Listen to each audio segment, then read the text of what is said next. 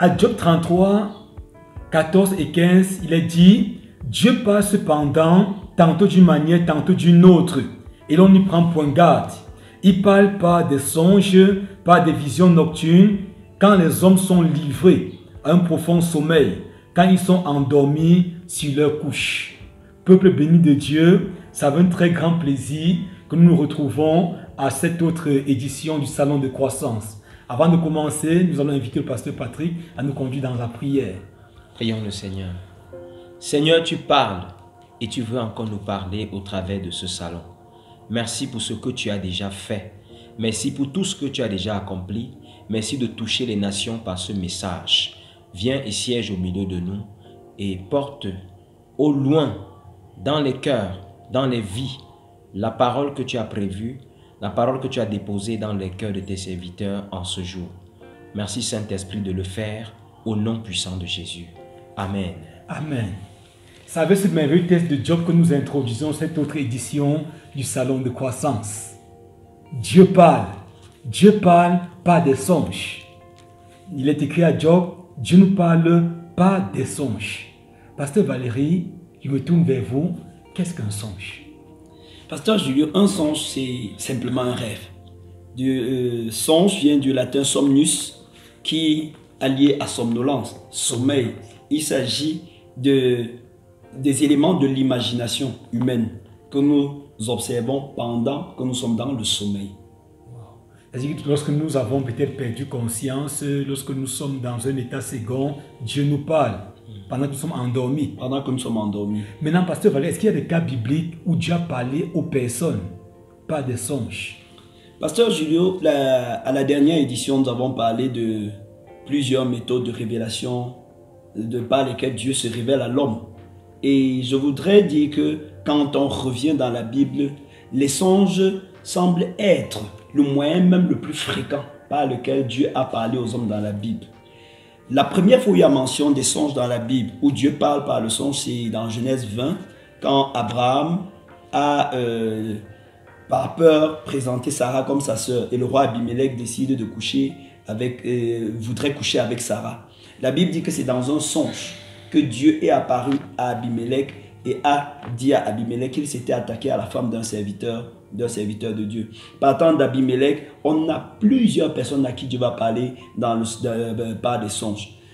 À Jacob, Dieu va parler par un songe quand il va arriver à Bethel. À Joseph, le Seigneur va lui donner une révélation claire de quelle sera sa destinée à partir de 2 songes. À Pharaon, Dieu va permettre à Pharaon de connaître les événements qui vont se passer dans le monde entier sur une période de près de 14 ans. Donc Dieu va révéler 14 ans de l'histoire du monde à Pharaon par des songes.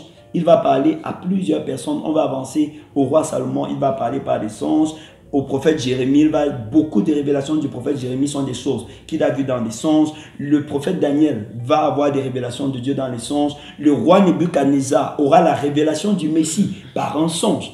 Le rêve de la statue qui a la tête d'or, nous avons parlé de ça la semaine dernière, c'est une révélation de la venue du Messie, du Seigneur Jésus, au travers d'un songe. C'est par un songe que Joseph va avoir la révélation de la venue de Jésus. C'est par un songe que les mages vont avoir la révélation de ce qu'il ne faut pas retourner vers Hérode, mais de ce qu'il faut passer par un autre chemin.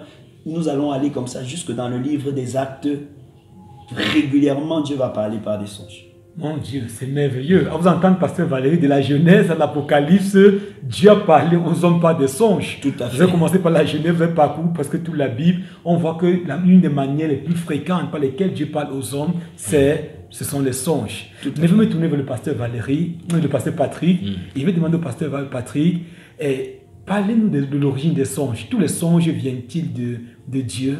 Merci déjà pour la question, pasteur Julio, parce que je suis persuadé que c'est une préoccupation qu'ont beaucoup de ceux qui nous regardent en ce moment et même beaucoup de ceux qui fréquentent les assemblées chrétiennes. Les songes, même si à partir de ce que le pasteur Valérie a dit, Dieu s'est révélé au travers des songes de la Genèse à l'Apocalypse. Il ne faudrait pas qu'on pense que tous les songes, autant pour moi, ont pour source Dieu. Les songes peuvent avoir au moins 3 sources. La chair, le diable et Dieu.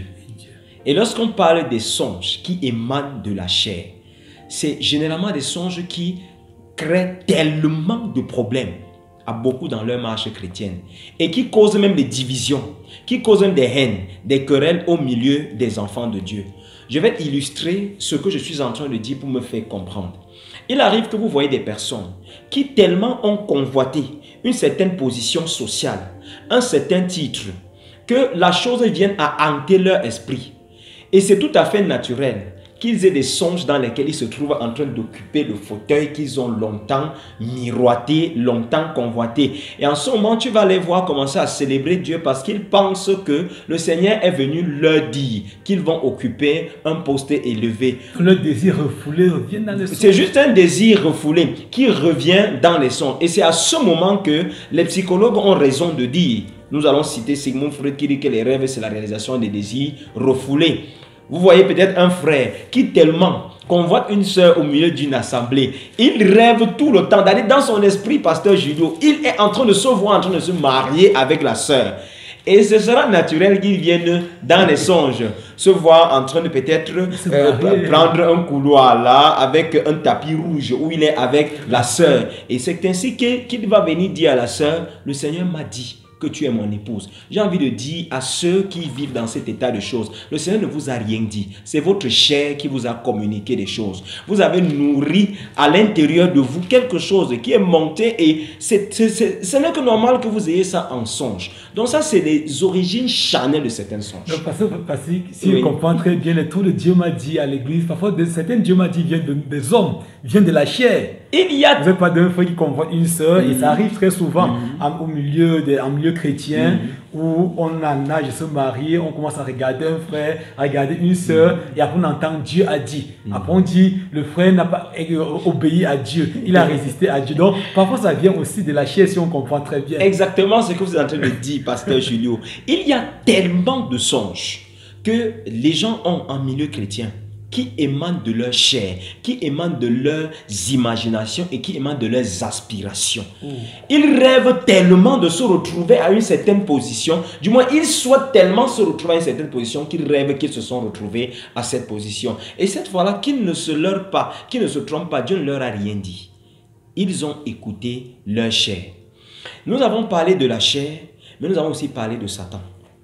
Il arrive que vous ayez des songes qui viennent purement de l'enfer.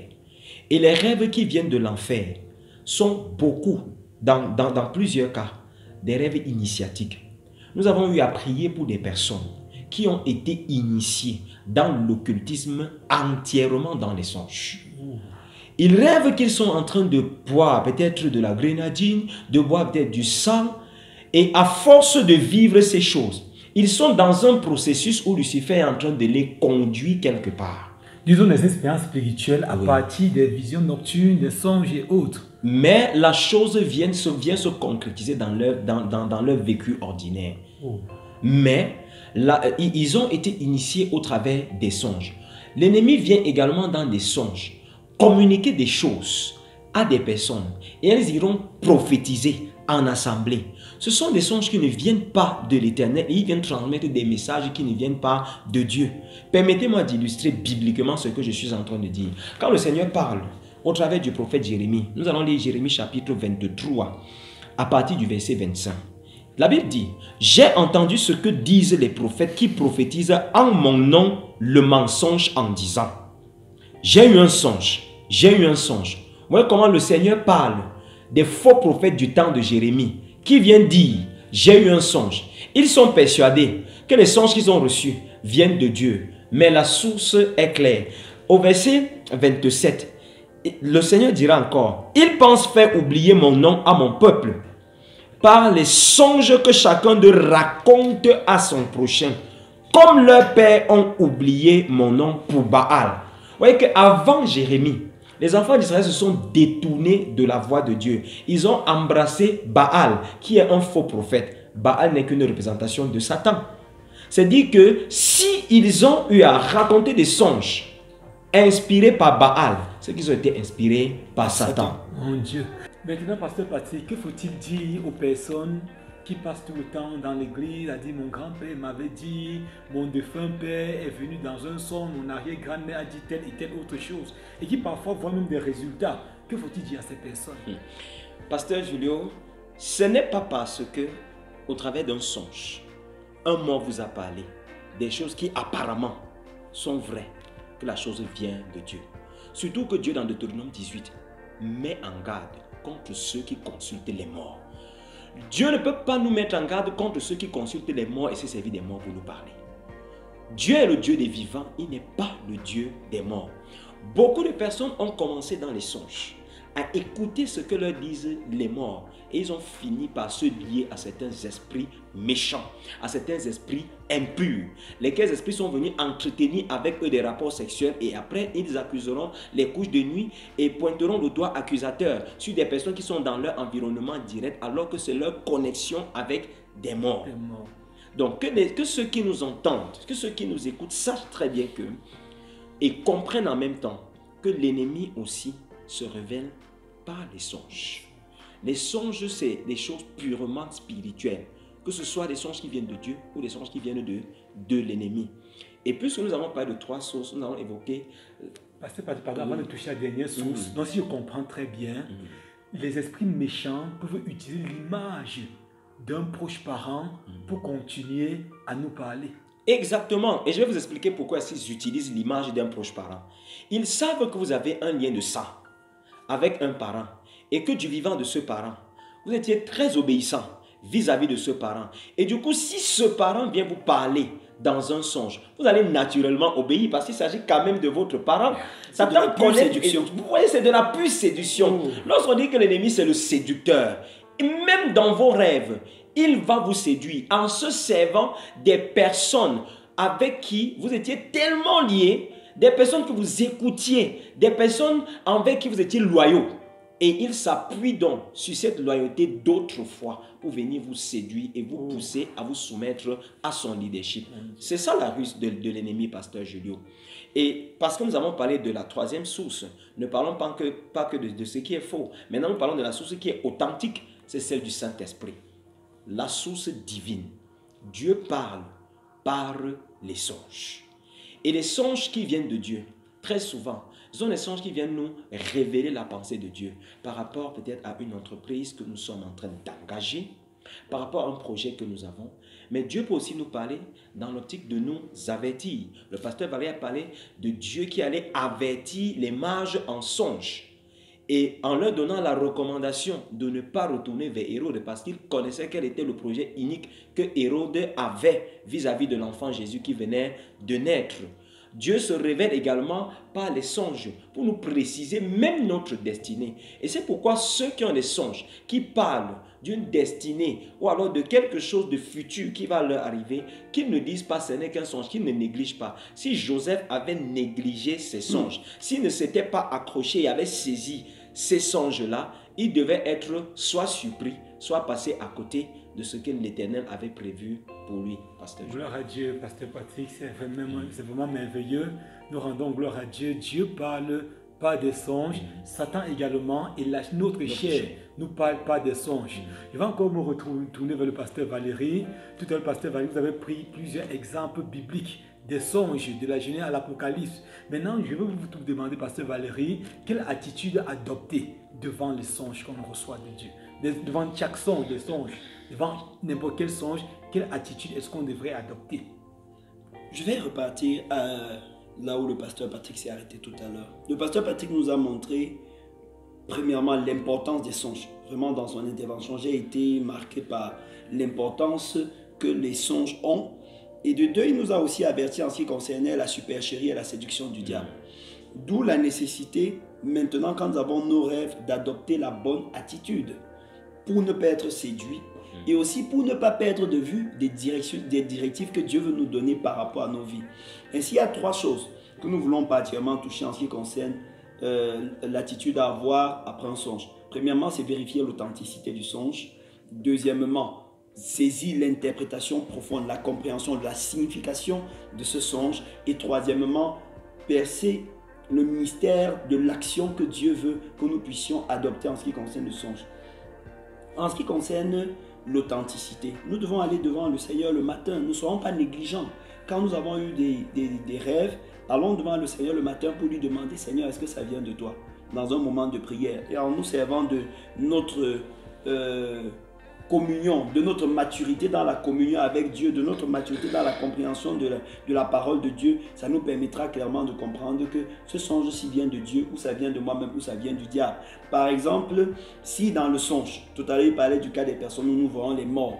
Quand nous avons un mort, alors que la Bible nous dit qu'il n'y a pas de rapport entre les morts et les vivants. Quand nous connaissons que le mauvais riche, dans l'histoire de Lazare, à partir du séjour des morts, voulait influencer les vivants, et que Dieu lui a dit que même Abraham qui était juste n'a pas le droit de venir parler à des vivants. Et tu lui as dit ils ont les prophètes, ils ont Moïse et les prophètes. Donc à partir de cet instant, même si mon grand-père était le plus pieux de la terre, Dieu n'a pas permis à Abraham de venir me parler. Ce n'est pas à mon grand-père qu'il demandera de venir me transmettre un message. De deux, si je suis dans un rêve en train de vivre des choses qui sont en abomination, en contradiction avec la parole de Dieu, je suis en train de coucher avec des femmes, toutes ces choses-là, je sais clairement que le Saint-Esprit ne peut pas me montrer en train de coucher. Ce qui contredit la parole, voilà, parce que le Saint-Esprit, la parole marche de paix. Tout à fait. Dieu ne se contredit pas. Dieu ne se contredit pas du tout. Autre chose, c'est la paix que j'ai au moment où je me lève. Si je me lève en étant confus, il faut que je me pose des questions. Est-ce que véritablement le but de Dieu, c'est de me confondre? Il faut que le rêve que je suis en train d'avoir puisse être en adéquation avec des choses où Dieu m'a parlé auparavant de manière claire et précise. J'ai reçu dans mon appel un certain nombre de choses. Et j'ai un rêve qui vient me dire le contraire de ce que Dieu m'a dit. Il est fort possible que ça ne vienne pas de Dieu. Ça, c'est en ce qui concerne l'authenticité. Dans la prière, je dois pouvoir éprouver le rêve pour savoir quelle est sa source. Deuxièmement, quand j'ai l'assurance que ce rêve vient de Dieu, il faut pouvoir avoir l'interprétation du rêve. Aux anges, aux mages, autant pour moi, le Saint-Esprit a donné un songe qui était assez clair. Ils ont compris qu'il faut changer de trajectoire. Mais à Nebuchadnezzar, Dieu n'a pas donné un rêve qui était clair. Dans Daniel 4, le rêve de Nebuchadnezzar me marque parce que le Seigneur lui montre un grand arbre qui est en train d'être abattu par un ange qui tombe dans la rosée et tout. Mais Nebuchadnezzar, à son réveil, ne se limite pas juste à dire j'ai eu un rêve. Il commence à s'interroger en ce qui concerne l'interprétation du rêve. Et c'est là où Daniel, qui est un homme rempli de l'Esprit de Dieu, va lui dire qu'en fait, le grand arbre, c'est toi, grand roi. Et c'est parce que tu es devenu orgueilleux que Dieu est en train de t'avertir qu'il va te frapper, tu vas tomber, tu vas devenir fou si tu ne te répands pas. Donc imaginons un seul instant qu'il avait négligé, ces choses lui arriveraient, il ne saurait pas ce qui est en train de se passer. Or, les souffrances qu'il devait connaître dans le futur étaient liées à un rêve que Dieu lui avait donné. Pharaon a eu le rêve des vaches maigres qui avalent les vaches grasses. Il aurait pu dire quelle bête image. Mais d'où vient cette histoire? Très bête. Ça ne se comprend pas. Mais Pharaon a pris la peine d'aller devant le trône de Dieu, pas d'aller devant le trône de Dieu, d'aller appeler les sages et autres. Et quand on n'a pas eu l'interprétation, Dieu l'a connecté avec Joseph qui lui a donné l'interprétation du rêve. Donc, quand le rêve est authentique, il faut chercher sa signification profonde. Et troisièmement, quand on connaît la signification, nous devons savoir que Dieu ne fait pas les commérages. Dieu ne bavarde pas. Il ne dit rien pour rien. Quand Dieu nous dit quelque chose, que ce soit par un songe ou par une autre voix, c'est parce qu'il a un but précis. Si c'est pour nous avertir, il faut que nous puissions, à la fin de la compréhension du songe, savoir quelle est la nouvelle conduite que Dieu voudrait que nous puissions adopter. Si c'est pour nous révéler quelque chose qui va se passer dans le futur, il faut que nous ayons auprès de Dieu la révélation de l'acte de sagesse qu'il faut poser pour pouvoir soit concrétiser le rêve, soit anticiper sur le mal dont Dieu est en train de nous avertir. Imaginez un seul instant que Pharaon avait su qu'il y aura 7 années de vaches grasses et 7 années de vaches maigres, ou plutôt 7 années de prospérité et 7 années de misère, et qu'il n'avait pas eu la sagesse pour faire les stocks de nourriture sur 7 ans en vue d'anticiper les temps de famine. Ça veut dire que malgré le rêve qu'il avait eu, il devait passer par les temps de misère et disparaître de la surface de la terre. Donc quand nous avons un rêve, nous devons bien demander à Dieu, Seigneur, si tu me l'as dit, ce n'est pas pour rien. Beaucoup de personnes ont eu des attitudes fatalistes face à des rêves. C'est-à-dire, ils rêvent peut-être qu'un membre de leur famille est décédé et ils croisent les bras. Alors que Dieu voulait qu'ils prient pour la personne afin que Dieu puisse préserver la personne. Donc, une fois que vous êtes sûr que votre rêve est authentique, vous avez compris sa signification, vous devez demander à Dieu la sagesse pour pouvoir agir, soit pour anticiper et ne pas permettre au malheur qui est annoncé d'arriver, soit pour concrétiser le bonheur que Dieu était en train de vous montrer et pour lequel il vous préparait au travers de votre songe. Alléluia, merci Pasteur Valérie, c'est merveilleux. Nous comprenons ici qu'on a eu un songe, il faut examiner ce songe. Je vous ai donné 3 clés pour examiner le songe. Et comme Pasteur disait tout à l'heure, ce sont d'origine satanique, des couches de nuit, nocturnes. Il est aussi question de voir la porte, le droit d'accès que nous avons donné à Satan sur notre vie et de fermer cette porte-là. Peut-être nous étions dans un péché, dans une situation qui n'honore pas Dieu et que les couches de nuit commencent, Satan nous oppresse toute la nuit. Il est question d'examiner pour mettre fin. Tout à fait. Fermer cette porte, ce droit légal. Tout à fait, Pasteur Julio. À un moment même, il faut même prendre autorité. Il y a même des rêves, tout à l'heure j'ai omis de le dire. Quand les rêves sont sataniques, il y a des choses pour lesquelles nous devons prendre autorité et révoquer ces rêves-là. Si vous avez un rêve où Satan est en train de vous montrer la pauvreté, la misère, il vous montre en haillons et autres, vous ne vous levez pas, vous vous lamentez que j'ai rêvé que j'avais les habits sales, que j'étais pauvre. Vous chassez cet esprit de pauvreté de votre vie. Vous le révoquez de votre vie. Vous rêvez que des gens vous ont attaqué, vous ont blessé, ou bien vous êtes nu tout le temps. Ou bien vous êtes nu tout le temps. Vous devez prendre autorité et révoquer ces choses. Un serpent vous a mordu. Nous avons eu des cas de personnes, ils disent j'ai rêvé quand c'est pas m'a mordu, après c'est un cancer, on débouche sur un cancer. Ça a commencé comme un jeu, mais Satan s'est servi du rêve qu'il a négligé pour s'aimer, pour déposer une mauvaise sémence dans la vie de la personne. Donc vous rêvez de ces choses, vous prenez autorité et vous révoquez ça. Un chien vous a mordu, vous condamnez cette action et vous annulez les conséquences de ça dans votre vie. Vous mangez peut-être pendant la nuit, vous annulez l'effet de cette nourriture sur votre vie. Tout à fait. Tout à fait. Et s'il te plaît, Pasteur Julio, avant qu'on ne passe à l'élément suivant, je voudrais à la suite du Pasteur Valérie dire qu'il est important quand nous avons reçu des révélations au travers des rêves, de ne pas partager avec n'importe qui. Il est très dangereux d'aller vers des personnes qui n'ont pas une certaine maturité sur le plan de la foi pour partager avec eux ce que Dieu vous a communiqué. Souvenons-nous que toute la haine des frères de Joseph émanait du fait que Joseph a partagé des songes avec des personnes qui ne comprenaient rien du tout de son songe. Donc ne partagez pas vos rêves. Je m'adresse maintenant aux bien-aimés qui nous écoutent. Ne courez pas toujours le risque de vite raconter aux hommes, parfois aux profanes, ce que vous avez reçu en songe. Ayez cette facilité d'aller plutôt vers les bien-aimés, vers des personnes spirituellement matures, vers des personnes qui peuvent vous éclairer, qui peuvent même prier pour vous et qui peuvent vous comprendre. Partagez ce que vous avez reçu. Et dans certains cas, si vous avez été instruit, écrivez ce que le Seigneur vous a communiqué. Oui, tout à fait. Mettez pas écrit. Il aime bien avoir un cahier de rêves, de songes. Tout à fait. Mettez pas écrit. Merci. Et priez tout le temps pour leur accomplissement. Parce qu'Abakou dit que si la chose tarde, elle s'accomplira. Donc, il faut rester dans la prière. Parce que Dieu possède le songe pour nous amener à tenir. Il sait que ce sera difficile. Et le songe, c'est de canal, de balise pour nous qu'on a. C'est une encre sur laquelle vous tenez justement fermement pour ne pas lâcher dans ces moments. Waouh, c'est merveilleux. Mais il arrive que les personnes disent j'ai rêvé cette nuit, j'ai eu un songe et le matin je me souviens plus. Et ça revient fréquemment. Les gens disent j'ai eu un songe, mais je me souviens plus. Je rêve toutes les nuits et j'oublie rapidement. Maintenant, Pasteur Patrick, s'il arrive qu'on oublie son songe, que faut-il faire? J'ai envie de dire à quelqu'un, si tu rêves tout le temps et que tu oublies, je veux te dire que tu es en danger. Il est très dangereux parce que l'ennemi est en train de te voler des choses. Si tu rêves et te rends compte tout le temps que tu as oublié les songes que tu as eus, la première des choses que je voudrais te conseiller, c'est de questionner ta relation avec le Seigneur. Il y a certainement quelque chose qui ne va pas dans ta communion avec Dieu. Peut-être c'est une période de vache maigre spirituelle que tu es en train de traverser. Peut-être c'est une période de légèreté spirituelle que tu es en train de traverser. Peut-être c'est une période où tu manques de profondeur, où tu es tellement superficiel avec Dieu. Le Seigneur voudrait que tu ailles dans ces profondeurs pour pouvoir saisir ce qui est en train de t'échapper dans les songes. Et l'autre chose que je voudrais dire, tout à l'heure vous avez parlé de prendre autorité. Quand tu rêves et oublie aussitôt ce que tu as reçu, lève-toi, jouis de ton autorité d'enfant de Dieu et réclame. Il y a certainement un voleur qui est en train de t'arracher des bénédictions, de t'arracher des faveurs, de t'arracher des grâces qui te reviennent de droit. Il ne faut pas attendre, rester dans un laxisme spirituel pour plus tard parler des liens, pour plus tard parler des mauvais sorts, pour plus tard courir d'église en église pour qu'on puisse chasser. Du moment où tu peux encore te lever et jouir de ton autorité d'enfant de Dieu, récupère tout ce que Satan est en train de te voler.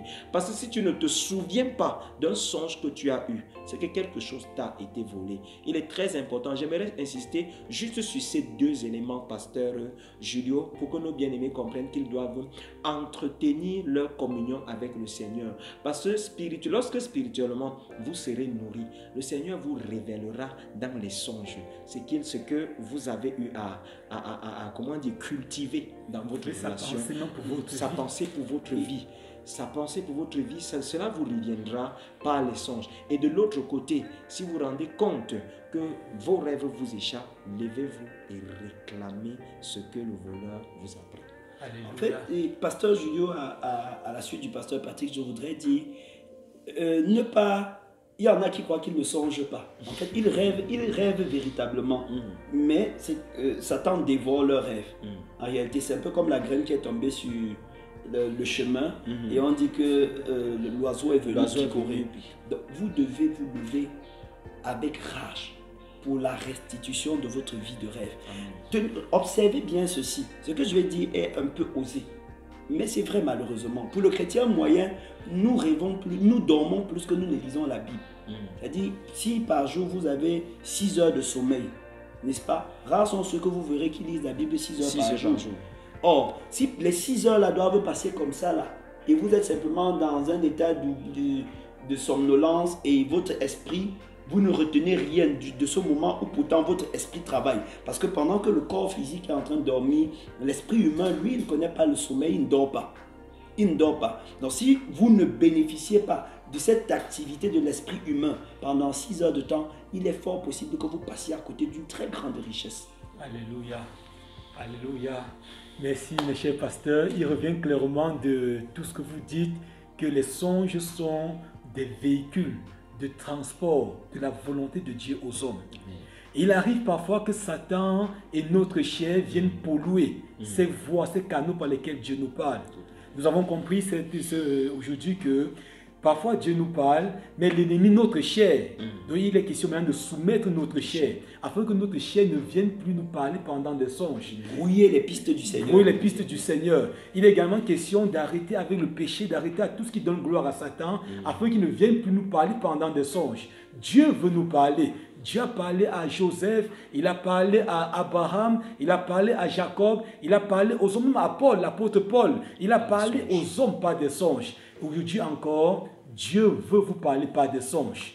Dieu veut vous révéler sa pensée et vous parler de votre avenir, de votre destinée, de votre futur projet, de cet engagement que vous voulez prendre. Dieu veut vous parler. Pendant que vous demandez parfois à Dieu, vous priez, vous dites les choses à Dieu dans la prière, parfois Dieu vous répond aussi par des songes.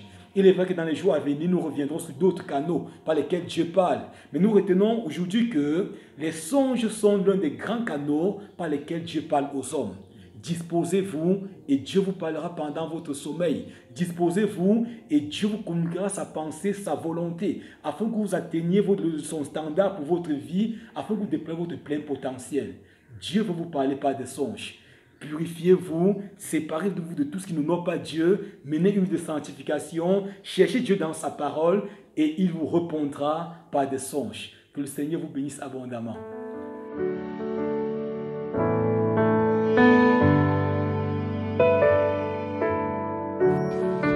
Avenue.